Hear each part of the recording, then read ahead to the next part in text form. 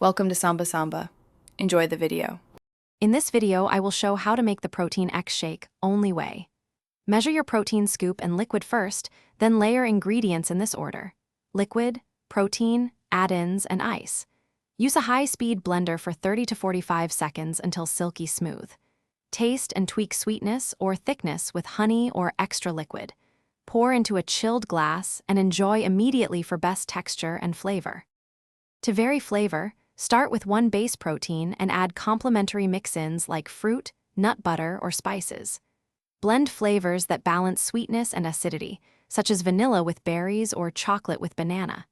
Keep add-ins measured so texture stays smooth and not grainy. Small tweaks, like a pinch of cinnamon or a teaspoon of honey, can transform the shake without overwhelming the protein profile.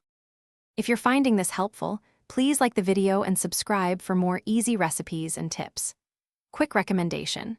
On another note, the Shark AI Ultra Robot Vacuum has voice control and smart mapping, so you spend less time sweeping up spills and more time blending shakes, which is a little luxury when you're making your only whey protein X.